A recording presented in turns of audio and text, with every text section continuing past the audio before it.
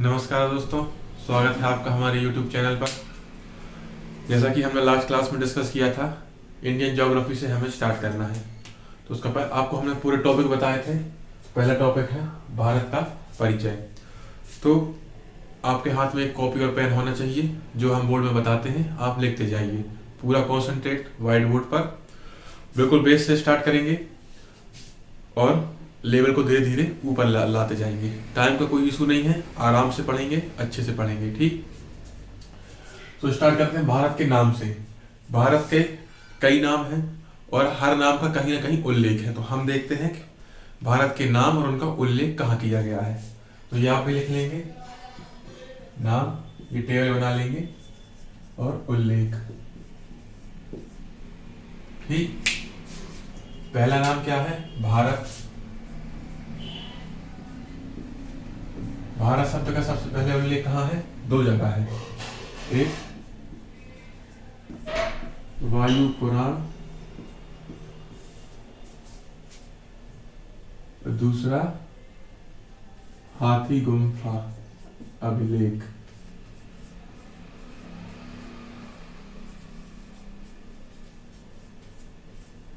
वायु पुराण और हाथी गुम्फा अभिलेख।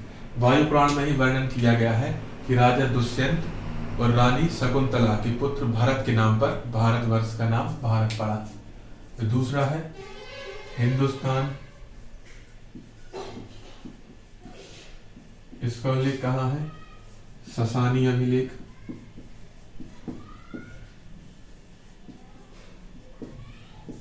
हिंदुस्तान का उल्लेख है ससानी अभिलेख में। फिर तीसरा है आर्यावर्त। इसका उल्लेख कहाँ है? ऋग्वेद में। फिर है जम्बू द्वीप। इसका उल्लेख कहाँ है? जैन कथाओं में।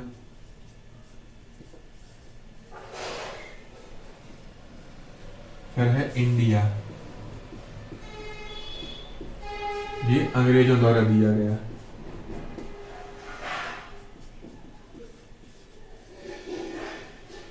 ठीक, भारत, वायु पुराण और हाथी गुम्फा अभिलेख में भारत या भारतवर्ष भी कह सकते हैं। हिंदुस्तान ससानी अभिलेख, आर्यावर्त ऋग्वेद, जम्बूद्वीप जैन कथाओं में और इंडिया है अंग्रेजों द्वारा दिया गया। अब चलते हैं आगे। ये आप लिख लिए होंगे।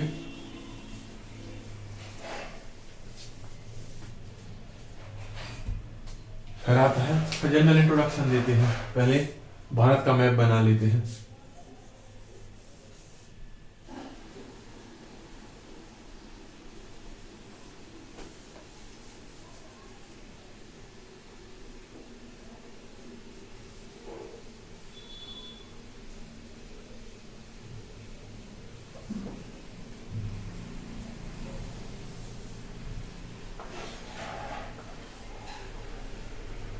ये भारत है। क्षेत्रफल देखिए, भारत का क्षेत्रफल हम आपको दो बताएंगे। एक जो है और दूसरा जो भारतीय वन रिपोर्ट जो अभी करंट में आई है उसमें दिया गया है। दोनों में अंतर क्या है? जो भारतीय वन रिपोर्ट है उसमें पीयूके को शामिल कर लिया गया है, तो इस कारण क्षेत्रफल में वृद्धि बताई गई है। उसमें क्षेत्रफल क्या है? 32,87,263 स्क्वायर किलोमीटर। और वन रिपोर्ट में क्षेत्रफल क्या है? 32,87,469 किलोमीटर स्क्वायर। दोनों बता दिए। अगर आता है वन रिपोर्ट में तो आप ये लगाएंगे, और आता है क्षेत्रफल तो ऊपर वाला बताएंगे। जो भारत का क्षेत्रफल है वो विश्व के कुल भूभाग का 2.14% है। भारत का जो क्षेत्रफल है वो विश्व भूभाग का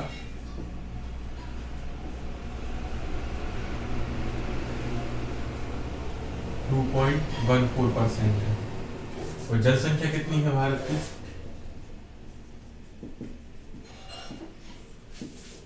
121 करोड़। ये है जनसंख्या 2000, जनगणना 2011 के हिसाब से, 10-11 के हिसाब से अभी लगभग 140 करोड़ हो गई है। और जो कुल विश्व जनसंख्या का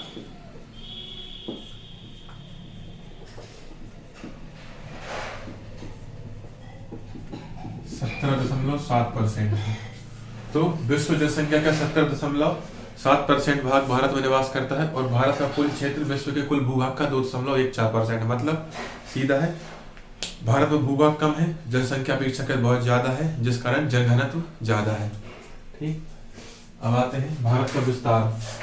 मैप में आपको डायरेक्शन पता होना चाहिए।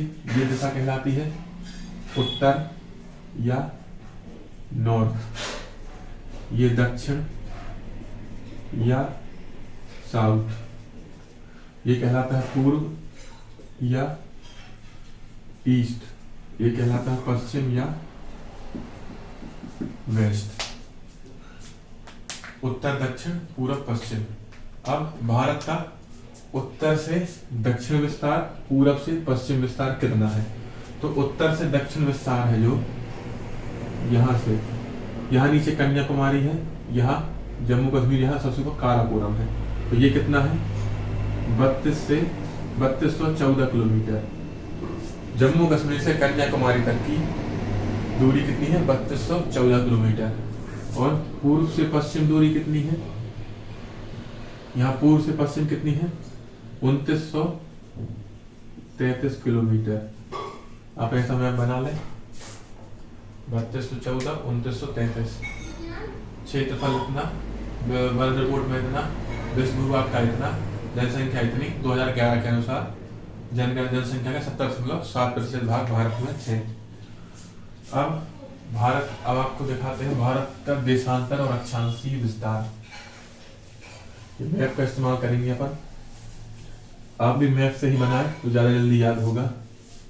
अक्षांश और देशांतर जानते हैं ना, इसको हम अच्छे से और डिटेल में वर्ल्ड ज्योग्राफी में पढ़ेंगे। अभी हम आपको केवल समझा देते हैं। अक्षांश क्या है? मान लीजिए ये पृथ्वी है, तो आपने मैप देखा होगा, मानचित्र, तो उसमें ऐसी रेखाएं बनी रहती हैं। ये रेखाएं अक्षांश रेखाएं हैं, और ऐसी रेखाएं जो ये होती है लंबवत, ये देशांतर है। ठीक, अब इनकी परिभाषा बताते हैं।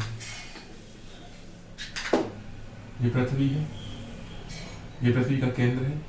पृथ्वी के केंद्र से किसी स्थान की कोणीय दूरी को अक्षांश कहते हैं।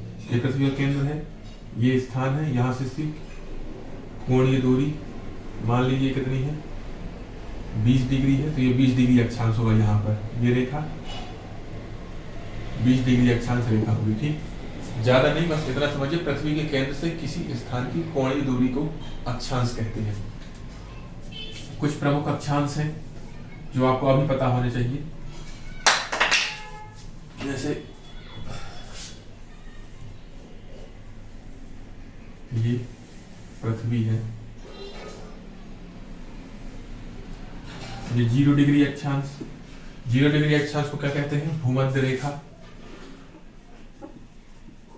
भूमध्य रेखा या विषुवत रेखा या इक्वेटर कहा जाता है। और दो और होते हैं, देखो पहले ये समझो। भूमध्य रेखा पृथ्वी को 2 बराबर भागों में बांटती है, आधा ऊपर आधा नीचे। ऊपर जैसे हमने आपको मैप में दिशाएं बताई, ऊपर का भाग कहलाता है उत्तर, नीचे का दक्षिण। तो ये उत्तरी गोलार्ध है, ऊपर का भूमध्य रेखा के उत्तर में, ऊपर उत्तरी गोलार्ध, नॉर्थ हेमिस्फीयर। भूमध्य रेखा के दक्षिण में दक्षिणी गोलार्ध, सदर्न हेमिस्फीयर। ठीक, भूमध्य रेखा पृथ्वी को 2 बराबर भागों में बांटती है। 0 डिग्री अक्षांश है जिसको भूमध्य रेखा कहते हैं। भूमध्य रेखा के उत्तर में उत्तरी अक्षांश, भूमध्य रेखा के दक्षिण में दक्षिणी अक्षांश होता है। ठीक, ये हो गई अक्षांश रेखाएं। अब देशांतर रेखाएं होती हैं। ये पृथ्वी है, मान लीजिए ये पृथ्वी है, तो भूमध्य अक्षांश रेखाओं की लंबवत ध्रुव से निकलती है और ध्रुवों पर ही समाप्त होती है। इन्हें देशांतर रेखाएं कहते हैं। ये ऐसी होती है। अक्षांश रेखाएं समानांतर होती हैं। इसको हम विस्तार से आपको समझाएंगे, अभी केवल इतना बात समझ लीजिए। ध्रुवों से निकलती है, ध्रुवों ये समानांतर नहीं होती है क्योंकि ध्रुवों पर मिल जाती है। ये देशांतर रेखाओं को इंग्लिश में लैटिट्यूड लॉन्गिट्यूड कहते हैं। इन्हीं के आधार पर पृथ्वी का विभिन्न स्थानों पर समय का निर्धारण किया जाता है। भारत में भी इस देशांतर रेखा के आधार पर ही समय का निर्धारण होता है। अब देशांतर रेखा भी पृथ्वी को दो भागों में बांटती है। ये पृथ्वी है, ये 0 डिग्री देशांतर रेखा है। इसके इस तरफ पूर्वी देशांतर रेखा है, इसके इस पश्चिम में पश्चिमी देशांतर रेखा है। तो इस तरफ क्या होता है, पूर्वी गोलार्ध, पश्चिम में पश्चिमी गोलार्ध। ठीक, पूर्वी गोलार्ध, पश्चिमी गोलार्ध, अक्षांश और देशांत के आधार पर। अब दोनों को एक साथ बनाते हैं। ये पृथ्वी है, ये 0 डिग्री अक्षांश, ये है भूमध्य रेखा, या यहां पर लिख दें भूमध्य रेखा। तो ये है 0 डिग्री देशांतर। ये ऊपर भूमध्य रेखा के उत्तर में उत्तरी गोलार्ध, भूमध्य रेखा के दक्षिण में दक्षिणी गोलार्ध, देशांतर रेखा के पूर्व में पूर्वी गोलार्ध और 0 डिग्री देशांतर रेखा के पश्चिम में पश्चिमी गोलार्ध। तो यहाँ क्या है, उत्तरी गोलार्ध, यहाँ दक्षिणी गोलार्ध। अब देशांतर रेखा की दृष्टि से देखें तो इस तरफ है पूर्वी गोलार्ध और पश्चिम में है पश्चिमी गोलार्ध। इतना समझ में आया? हमने आपको अक्षांश, देशांतर और गोलार्ध समझाए हैं। अक्षांश और देशांतर को हम बहुत विस्तार से पढ़ेंगे। अभी ये टॉपिक नहीं है, केवल जितना समझाया उतना बस दिमाग में रखें। पूर्वी गोलार्ध, पश्चिमी गोलार्ध, दक्षिणी गोलार्ध, उत्तरी गोलार्ध। भारत कहाँ पर है? भारत की जो स्थिति है, आपको ये पता होगा बहुत से लोगों को कि कर्क रेखा भारत के मध्य से गुजरती है। तो कर्क रेखा कहाँ पर है? उत्तर में है। तो भारत की स्थिति यहाँ पर है और कर्क रेखा ये कहलाती है। अभी आपको बताया 23.5 डिग्री नॉर्थ, 23.5 डिग्री उत्तरी अक्षांश है, उसको कर्क रेखा कहते हैं, और 23.5 डिग्री दक्षिणी अक्षांश मकर रेखा कहलाता है। तो कर्क रेखा भारत के मध्य से गुजरती है। ये है कर्क रेखा। कर्क रेखा को ट्रॉपिक ऑफ कैंसर कहते हैं इंग्लिश में। तो अब यहां से अपन को क्या पता चला? गोलार्ध, भारत कौन से गोलार्ध में है? उत्तरी और पूर्वी। उत्तरी गोलार्ध,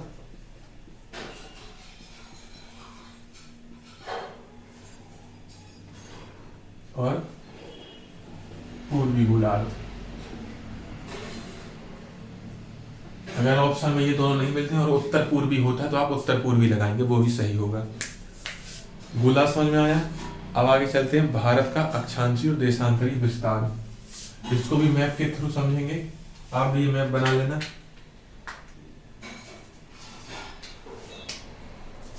छोटा सा भारत बनाते हैं।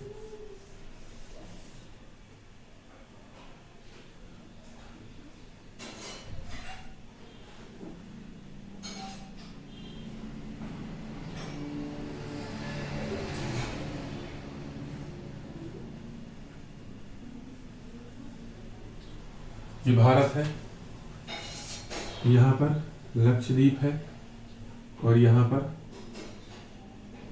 अंडमान निकोबार द्वीप है। ठीक, अब अक्षांश रेखाएं कौन सी हैं?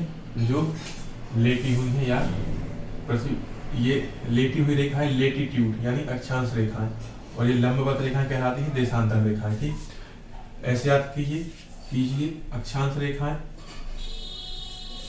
लेटी रहती हैं, ये लेटी हुई है तो लैटिट्यूड, और देशांतर रेखाएं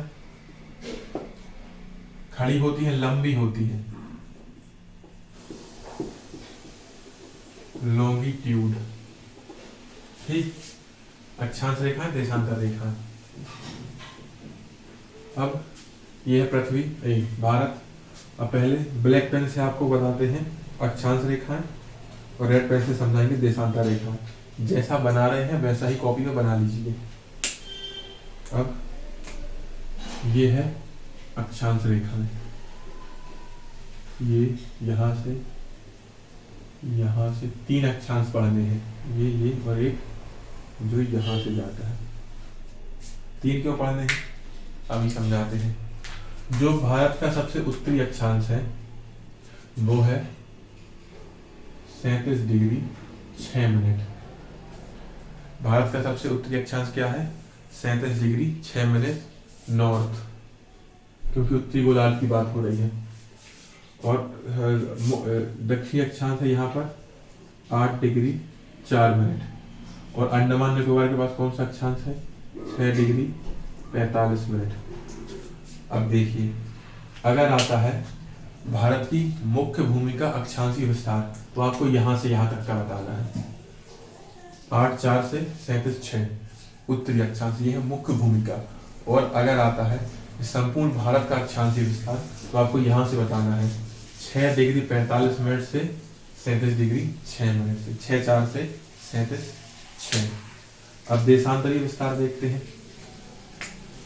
देशांतर रेखा जो यहां से जाती है, ये और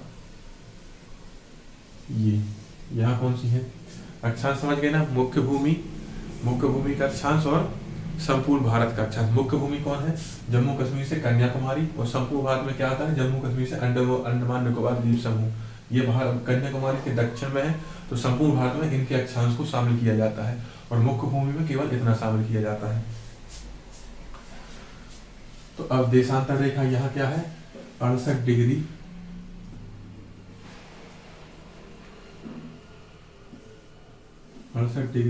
7 मिनट ईस्ट से 97 डिग्री 25 मिनट ईस्ट। 68 7 से 97 25। देशांतरी विस्तार क्या है? 68 7 से 97 25 पूर्वी देशांतर। तो बस इतना आप भी बना लें मैप में, अपनी कॉपी में ये मैप पॉज करके बना लीजिए, ठीक है। इसके बाद क्या है? आपको विस्तार बता ही दिया।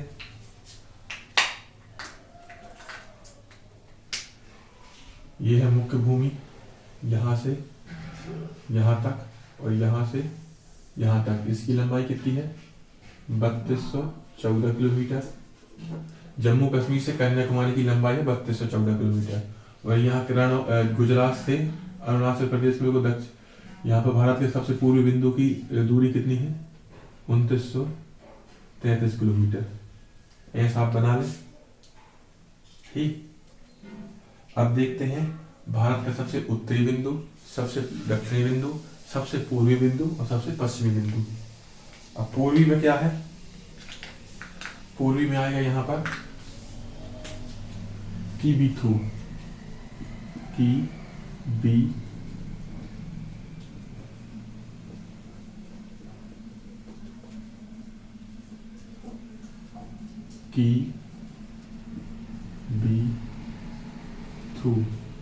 ये एक स्थान का नाम है जो भारत के सबसे पूर्व में स्थित है। इसके बाद भारत के पूर्व में कुछ नहीं है। पूर्व का अंतिम बिंदु ये है। किबीथू कहां पर है? अरुणाचल प्रदेश में, ठीक। सबसे पूर्वी स्थान है किबीथू, अरुणाचल प्रदेश। अब सबसे पश्चिम में क्या है? यहां लिख दे रहे हैं गौर माता, ये भी स्थान का नाम है, या गुहार मोती, दोनों नाम है। कहां पर है? ये कच्छ में स्थित है। यहां पर गौर माता या गुहार मोती, ये रण ऑफ कच्छ में गुजरात के अंतर्गत आता है। तो सबसे पूर्वी बिंदु है किबीथू, सबसे पश्चिमी बिंदु है गौर माता, गुहार मोती। और सबसे उत्तर में क्या है?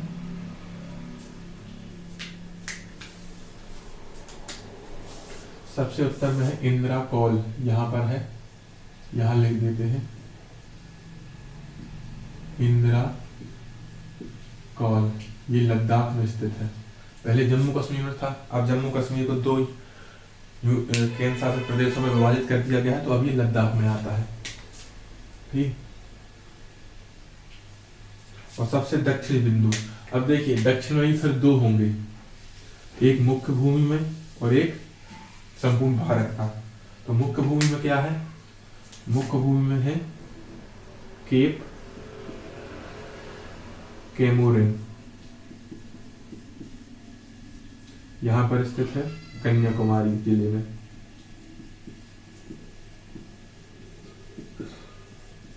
ठीक, केप कैमोरिन मुख्य भूमि का सबसे दक्षिणी बिंदु है केप कैमोरिन। अब संपूर्ण भारत का सबसे दक्षिणी बिंदु यहां पर मिलेगा। यहां क्या है, इसको क्या कहते हैं, इंदिरा पॉइंट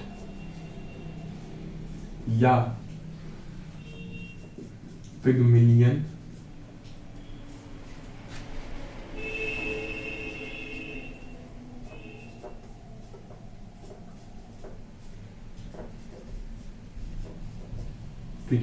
पॉइंट या पार्सन पॉइंट, इसी को विभिन्न नामों से पुकारा जाता है। एक नाम और है, मुझे ध्यान नहीं आ रहा, चाइनीज नाम है कुछ, लात सिंह करके है, आप सर्च करेंगे, नहीं तो हम नेक्स्ट क्लास में आपको बता देंगे।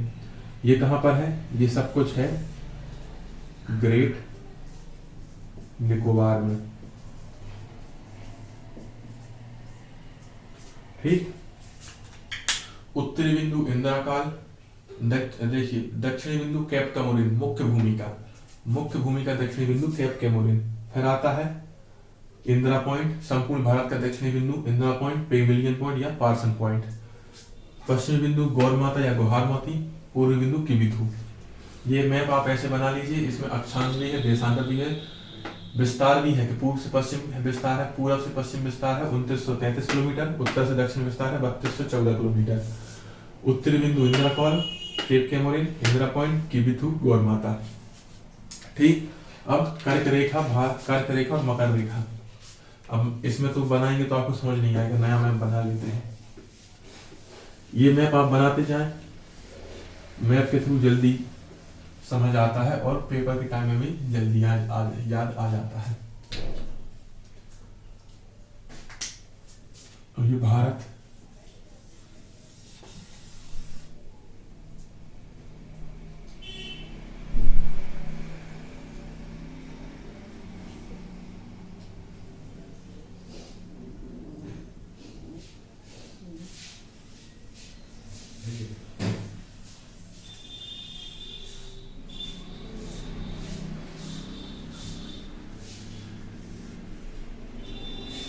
ठीक,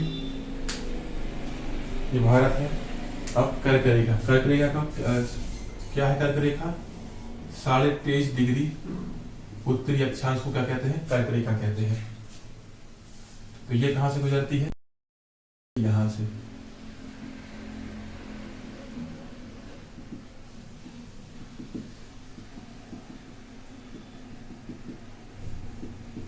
मैप में थोड़ा ऊपर नीचे हो गया है,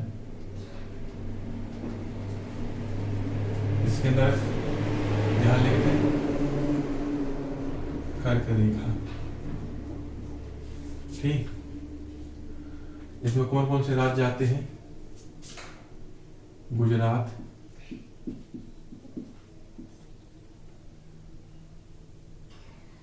मध्य प्रदेश,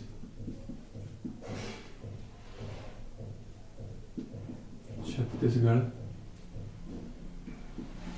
झारखंड, पश्चिम बंगाल, यहाँ राजस्थान,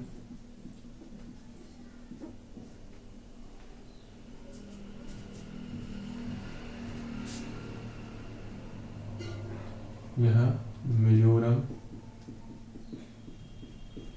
ये त्रिपुरा। यहाँ पे थोड़ा मैप बनाने में हो गया, केवल 2 राज्यों से जाती है, या बना देते हैं हम।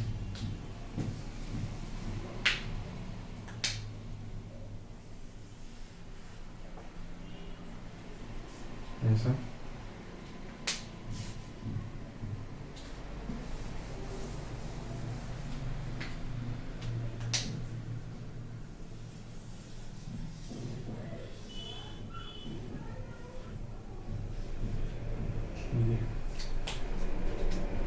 ये गया यहाँ से, ये जो आगे बढ़ा हुआ भाग है त्रिपुरा, और फिर पीछे मिजोरम।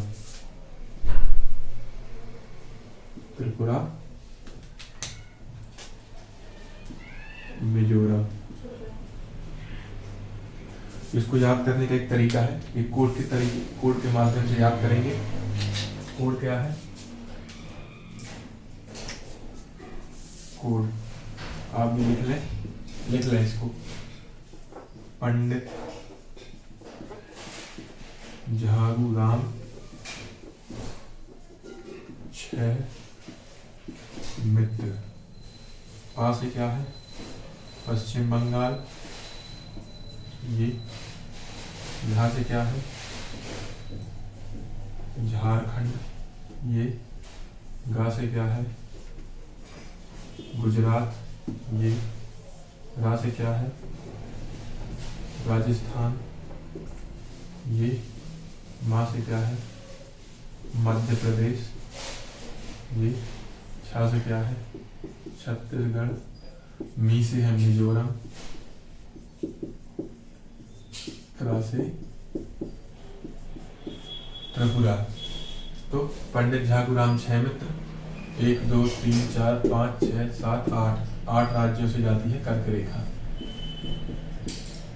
इतना सब याद करने से अच्छा है इसको याद कर लें, लिख लें कॉपी में, आसानी से याद हो जाएगा। पंडित झागूराम 6 मित्र। अब एक और रेखा है मानक समय रेखा। मानक समय रेखा क्या है? हमने आपको बताया था कि देशांतर रेखा के आधार पर विभिन्न देशों का समय निर्धारित किया जाता है। तो भारत के जो विश्व स्तर पर 0 डिग्री देशांतर रेखा को मानक यामोत्तर माना जाता है, जो इंग्लैंड के ग्रीनविच वेधशाला से के निकट से गुजरती है। तो भारत की मानक समय रेखा है वो 82.5 डिग्री पूर्वी देशांतर है, जो यहाँ से निकलती है।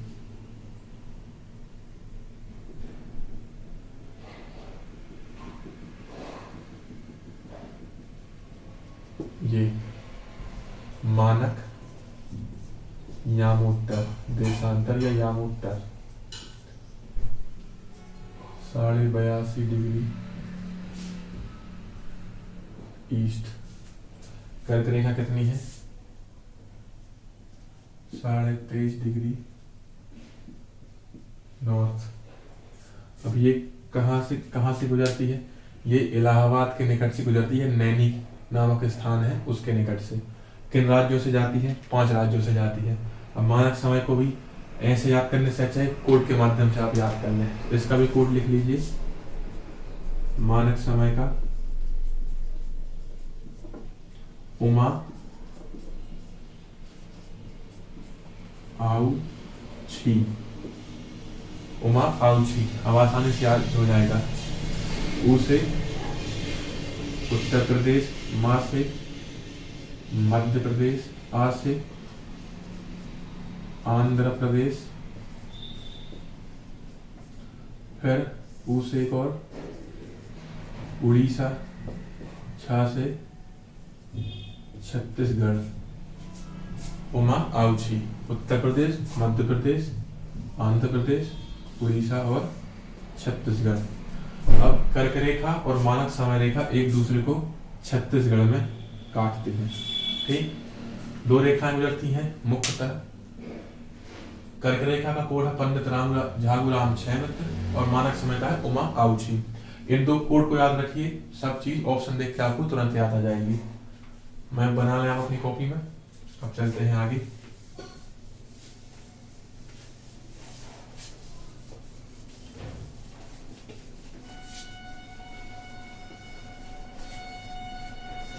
अब देखो, अब फिर से मैप बनाए।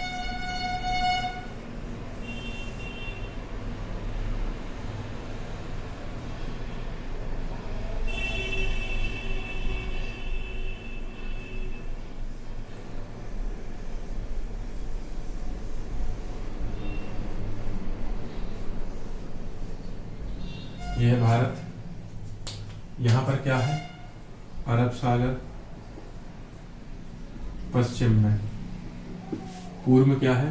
बंगाल की खाड़ी।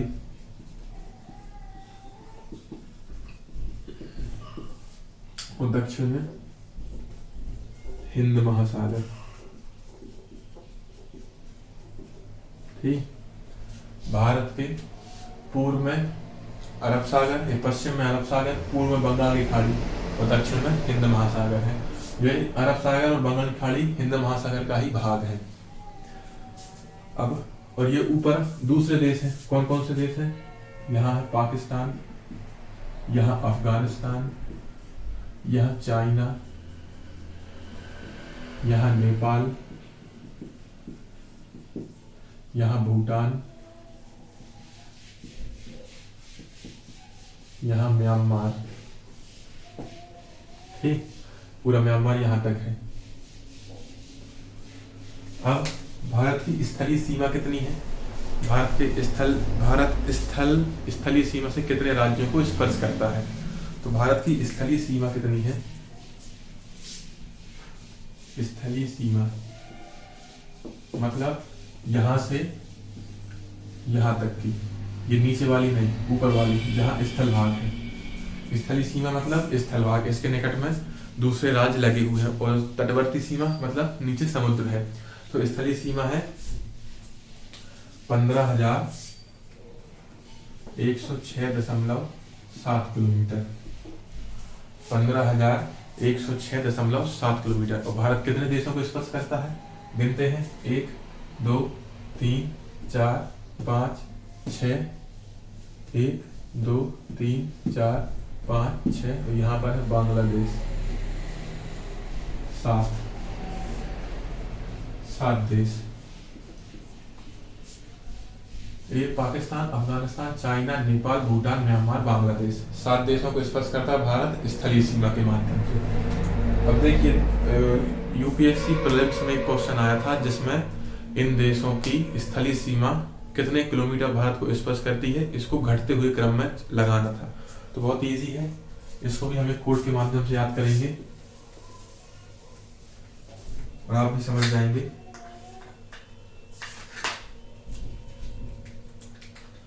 कोड हम यहाँ लिख दे रहे हैं, सीमा की लंबाई यहाँ लिख देंगे।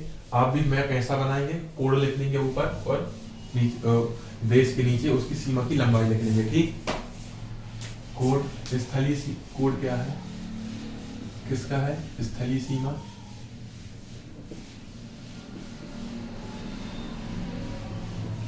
सबसे ज्यादा से सबसे कम को लिख रहे हैं। तो कोड क्या है? 55 MBA। तो बी से क्या है? बांग्लादेश, फिर क्या है? चीन, चा से चीन, पी पा से पाकिस्तान,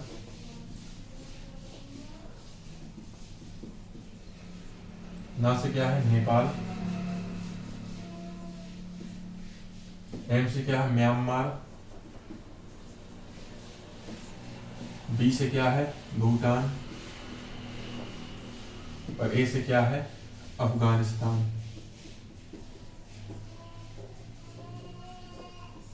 ठीक, ये कोड है। सबसे ज्यादा सीमा बांग्लादेश की, फिर चीन, फिर पाकिस्तान, फिर नेपाल, फिर म्यांमार, भूटान, अफगानिस्तान। अब इसकी किसकी कितनी है यहां पे लिख देते हैं। बांग्लादेश की है 4096 किलोमीटर। सबसे ज्यादा बांग्लादेश की सीमा भारत को स्पर्श करती है, मतलब भारत बांग्लादेश से सबसे ज्यादा सीमा साझा करता है। कितनी? 4096। पाकिस्तान और चीन की आसानी से याद हो जाएगी। पाकिस्तान से हमारा 36 का आंकड़ा चलता है, तो पाकिस्तान की सीमा कितनी है? 33 23। याद करने का तरीका है, पाकिस्तान से हमारा 36 का आंकड़ा चलता है, तो 36 की जगह 33 23, 33 23।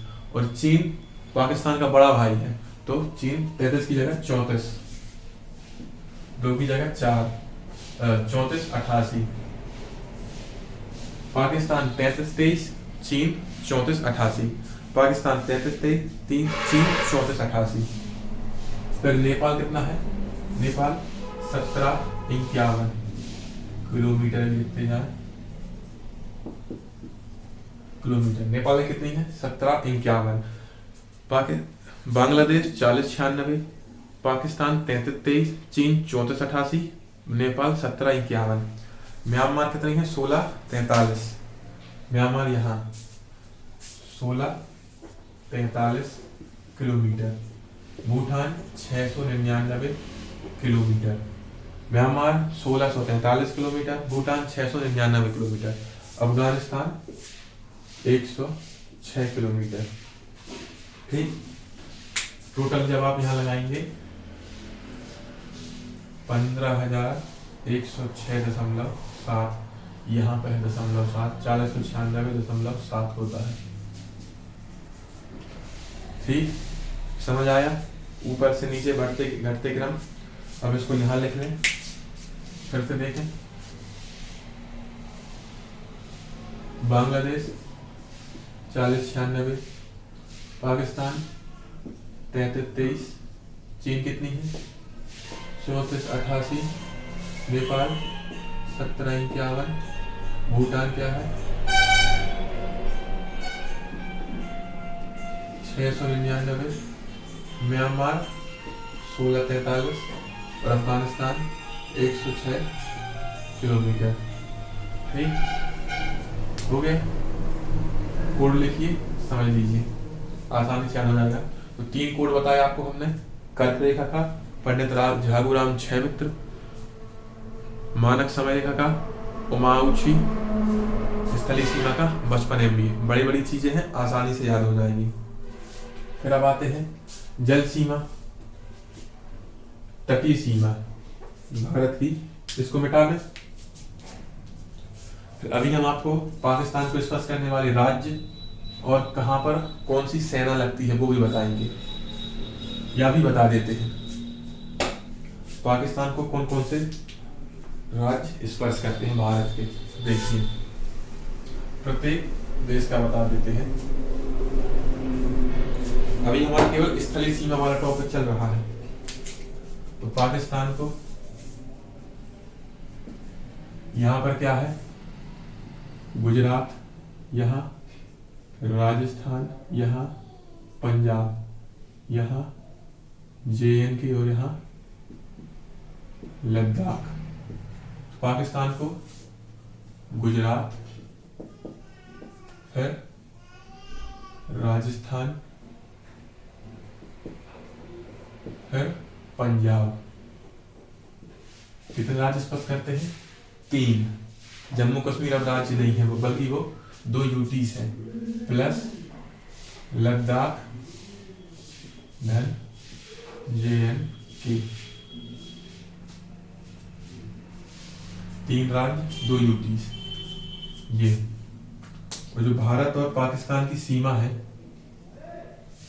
ये क्या कहलाती है? ये कहलाती है red Cliff line. Bharat Pakistan की सीमा को रेड क्लिफ रेखा कहते हैं। और यहाँ पर लद्दाख और जम्मू कश्मीर में भारत पाकिस्तान की सीमा को क्या कहते हैं? क्योंकि पाकिस्तान ने यहाँ पर बहुत सा क्षेत्र को अपने अधिकार में ले लिया है, तो उसको कहते हैं LOC, line of actual control, वास्तविक लाइन ऑफ कंट्रोल, नियंत्रण रेखा। लाइन ऑफ कंट्रोल, नियंत्रण रेखा ये है। पाकिस्तान को कितने राज्य स्पर्श करते हैं? 3 राज्य 2 यूटीज। फिर आता है क्या? पाकिस्तान के बाद अफगानिस्तान। अफगानिस्तान अब भारत को स्पर्श नहीं करता है, क्योंकि ये POK वाले भाग को स्पर्श करता है और POK वर्तमान में पाकिस्तान के कब्जे में है। लेकिन भारत अफगानिस्तान भारत की जो रेखा है, सीमा रेखा, वो क्या कहलाती है? वो कहलाती है डुरंड रेखा।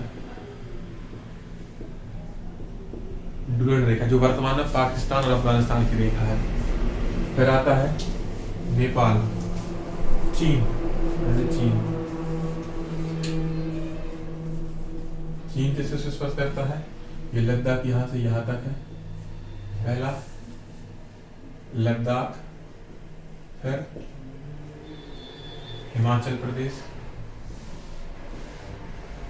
फिर उत्तराखंड, फिर यहाँ सिक्किम, फिर अरुणाचल। तो 1 2 3 4 5, ये भी 5, 4 राज्य 1 यूटी। लद्दाख यूटी है, तो क्या है? चीन स्पर्श करता है लद्दाख, हिमाचल प्रदेश, उत्तराखंड, सिक्किम, अरुणाचल प्रदेश। फिर आता है म्यांमार। म्यांमार और भारत और चीन की जो रेखा है वो कहलाती है क्या, यहाँ पर, क्योंकि चीन ने भी यहाँ पर LAC लद्दाख के बहुत से कब्जे कर लिया है, बहुत से क्षेत्र पर, जिसको क्या कहते हैं, उसके भारत, यहाँ पर भारत और चीन की बॉर्डर को कहते हैं LAC, line of actual control. और अरुणाचल प्रदेश में भारत और चीन की सीमा कहलाती है मैक-मोहन रेखा। मैक-मोहन थी, जिसको मैक-मोहन कहते हैं, मैक-मोहन रेखा। फिर आता है म्यांमार यहाँ पर है, तो यहाँ यहीं पर समझा देते हैं। म्यांमार क्या है, अरुणाचल प्रदेश, अरुणाचल, फिर नागालैंड, फिर मणिपुर,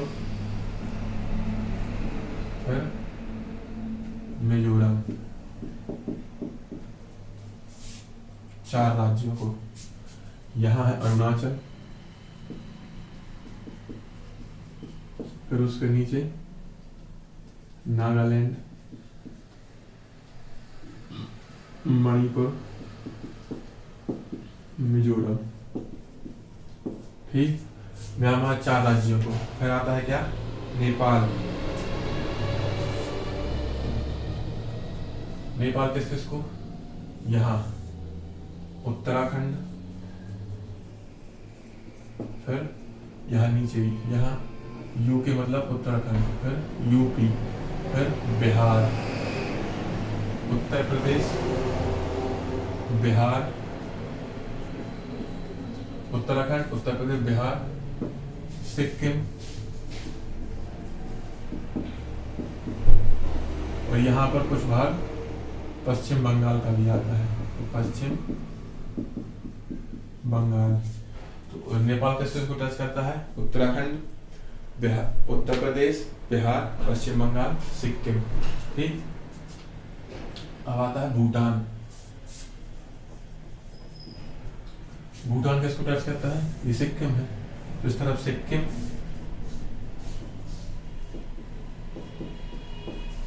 पश्चिम बंगाल, अरुणाचल,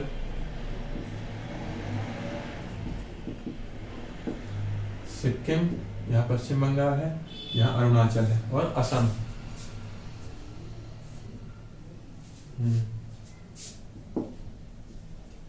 असम। ठीक, ये भी 4 राज्यों को, सिक्किम, पश्चिम बंगाल, अरुणाचल, असम। फिर आता है क्या लास्ट, बांग्लादेश।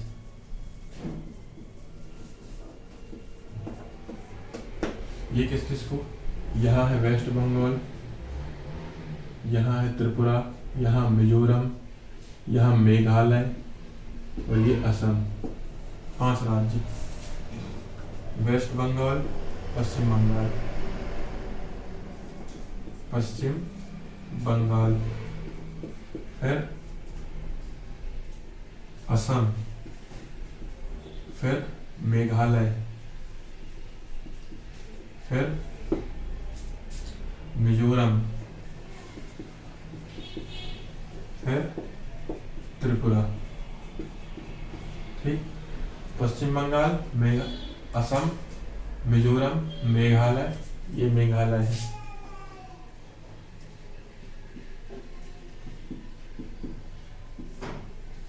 त्रिपुरा और मिजोरम। ठीक, पश्चिम बंगाल, असम, मेघालय, त्रिपुरा,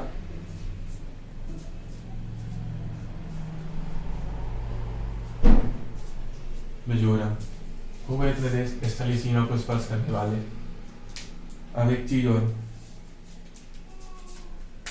भारत, इंडिया, पाक बॉर्डर, हिंदी में लिख देते हैं, भारत पाक सीमा। ये क्या बता रहे हैं हम आपको, यहाँ पर सीमा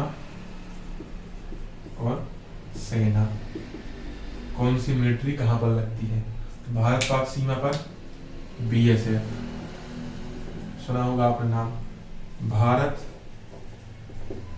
बांग्लादेश पर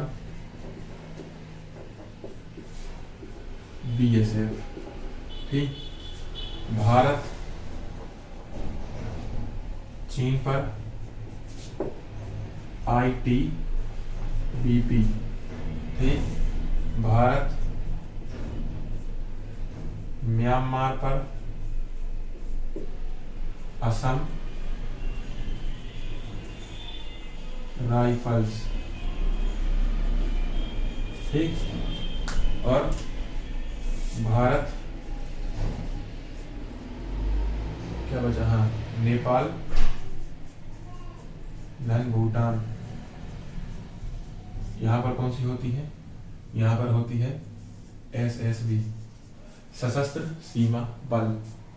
भारत पाक पर BSF, भारत बांग्लादेश पर BSF, नेपाल के यहाँ पर SSB, भूटान के साथ SSB, चाइना के साथ ITBP और मिजोरम यहाँ पर असम राइफल्स, ठीक। इतना समझ आया। ऐसे मैप बनाएंगे, कोड लिखेंगे, पहले सीमा रेखा वाला, फिर कौन कौन से राज्य स्पर्श करते हैं, कौन कौन सी सेना वहां पर होती है, और भारत नेपाल और भारत भूटान की सीमा को मित्र सीमा कहते हैं, क्योंकि यहाँ पर युद्ध नहीं होते हैं और सब कुछ शांतिपूर्ण रहता है। अब इसको क्लियर कर दें। फिर इसके बाद आपका बचा तटीय सीमा या तट रेखा।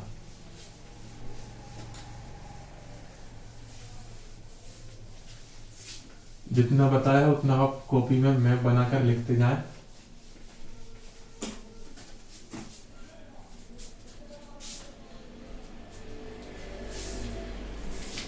अब तट रेखा ऊपर का नहीं बनाना है, क्योंकि यहाँ पे पूरा समुद्र है। अब भारत की तट रेखा, ठीक, यहाँ पर भी दो आएंगी। भारत की तट रेखा, मुख्य भूमि की तट रेखा और कुल तट रेखा। मुख्य भूमि और कुल तट रेखा में क्या अंतर है? मुख्य भूमि मतलब वही यहां से इतना, और कुल तट रेखा में लक्षद्वीप और यहाँ अंडमान निकोबार द्वीप की तट रेखा को भी शामिल कर लेते हैं। तो मुख्य भूमि की तट रेखा कितनी है? मुख्य भूमि की है 6100 किलोमीटर, मतलब यहां से यहां तक की लंबाई कितनी है? 6100 किलोमीटर, 6100 किलोमीटर। और कुल तट रेखा में क्या होता है? मुख्य भूमि प्लस अंडमान निकोबार और लक्षद्वीप की तट रेखा, जो कितनी है? 75-17 किलोमीटर। कुल तट रेखा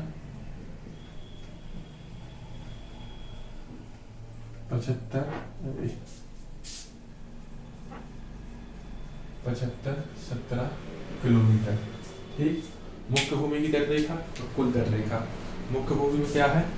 मुख्य भूमि में है अंडमान निकोबार को छोड़कर, और कुल तट रेखा में अंडमान निकोबार को भी सम्मिलित कर लिया जाता है। अब भारत एक तटीय देश है। भारत के 9 राज्य समुद्र सीमा से लगे हुए हैं। 9 राज्य कौन कौन से हैं हम आपको भी बताते हैं। 9 राज्य और 4 केंद्र शासित प्रदेश भारत के समुद्र सीमा को स्पर्श करते हैं। और भारत, उसके पहले हम जानते हैं कि भारत किन देशों के साथ समुद्री सीमा साझा करता है। समुद्री सीमा साझा करने का मतलब है भारत के निकट, भारत के समुद्री क्षेत्र के निकट कौन कौन से देश स्थित हैं। तो वो भी दोनों चीज समझते हैं। पेन थोड़ा लाइट हो गया था, ये लिख लिया। मुख्य भूमि में 6100 किलोमीटर, कुल तट रेखा 75-17 किलोमीटर।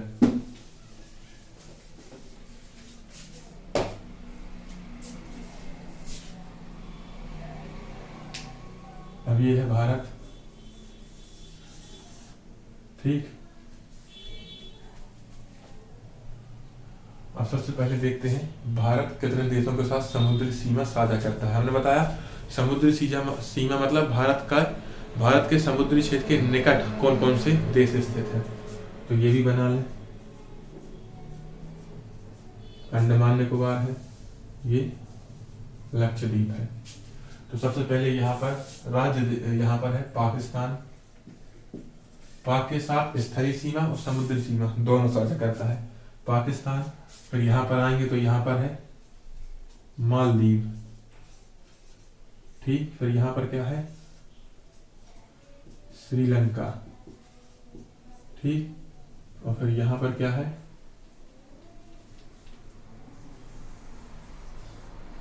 बांग्लादेश। फिर यहाँ पर क्या है, म्यांमार। कितने हो गए, 1 2 3 4 5, ठीक। पाकिस्तान और बांग्लादेश के साथ स्थलीय सीमा और समुद्री सीमा दोनों साझा करता है। फिर यहाँ नीचे आएंगे तो क्या है, थाईलैंड। और यहाँ ग्रेट निकोबार के यहाँ ग्रैंड चैनल है, इसको भी हम बाद में बताएंगे। और उसके यहाँ पर सुमात्रा, जो किसका है, इंडोनेशिया का है।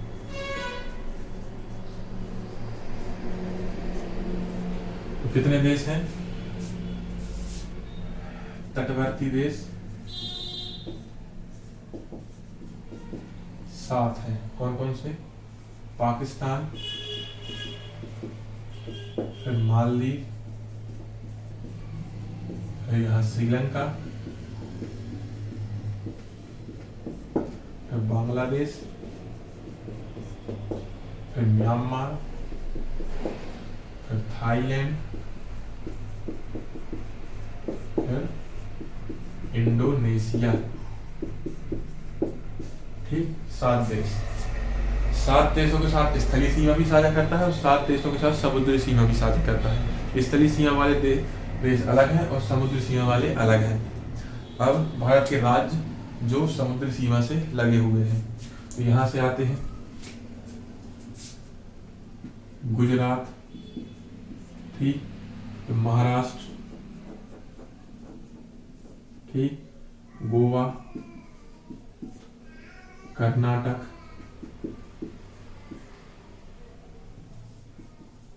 केरल, तमिलनाडु, आंध्र प्रदेश, उड़ीसा, पश्चिम बंगाल। कितने राज्य हो गए, 1 2 3 4 5 6 7 8 9।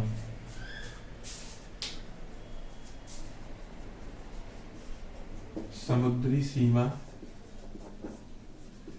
से लगे राज्य कितने हैं, 9। बता दिए कौन कौन से हैं। अब यूटीज मतलब केंद्र शासित प्रदेश, पहला तो है लक्षद्वीप, फिर ये है अंडमान निकोबार, अंडमान एंड निकोबार। फिर यहाँ पहले ये 2 अलग अलग केंद्र शासित प्रदेश थे, अब एक ही हो गए हैं, दमन दीव व दादर नगर हवेली। दोनों के क्षेत्र गुजरात में ही है। और फिर यहाँ पर है पुदुचेरी,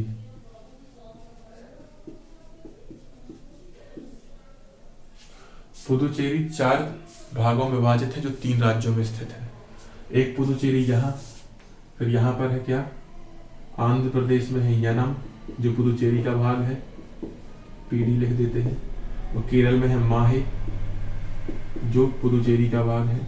और पुदुचेरी में यहीं पर एक और, तमिलनाडु में एक और क्षेत्र है कराईकल जो भी पुदुचेरी का भाग है। ये फ्रांसीसी उपनिवेश थे। फ्रांसीसियों ने आरंभ में जहाँ पर अपनी कंपनियां स्थापित की, आज़ादी के बाद फिर कुछ सांस्कृतिक विशेषताओं के कारण इनको अलग केंद्र शासित प्रदेश के रूप में स्थापित किया गया है, ठीक। तो भारत हो गया, स्थलीय सीमा हो गई, तटीय सीमा हो गई। अब एक चीज और, भारतीय उपमहाद्वीप। आपने बार बार समाचार पत्र में सुना होगा भारतीय उपमहाद्वीप। इसके अंदर कौन कौन से राज्य, कौन कौन से देश आते हैं? देखिए, लिख लीजिए, भारत, पाकिस्तान,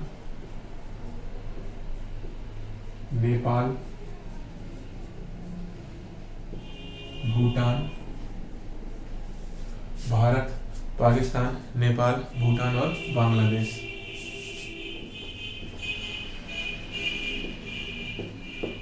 आप इंटरनेट में सर्च करेंगे तो आपको श्रीलंका भी मिलेगा विकिपीडिया पर, लेकिन एनसीईआरटी में इतना ही दिया गया है, श्रीलंका को शामिल नहीं किया है। हम आपको एनसीईआरटी के अकॉर्डिंग बता रहे हैं। तो भारत, पाकिस्तान, नेपाल, भूटान, बांग्लादेश, ठीक, ये भारतीय उपमहाद्वीप है। एक चीज और, इसको पहले साफ कर दें।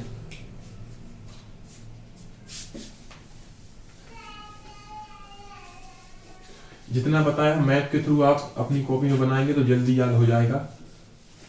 और यही क्वेश्चन आते हैं, जब आप क्वेश्चन बैंक देखेंगे तो यही क्वेश्चन आपको मिलेंगे। भारत के पर्वत व पहाड़ी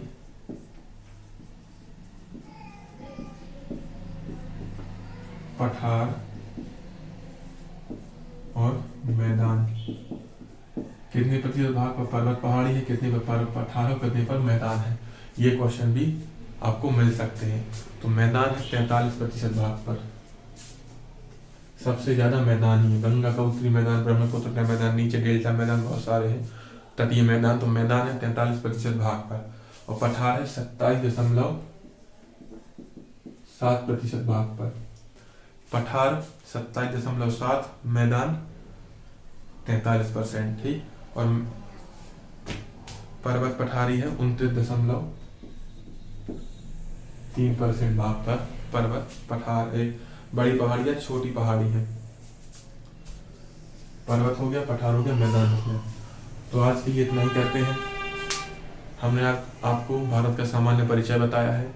उम्मीद है आपको समझ में आया होगा।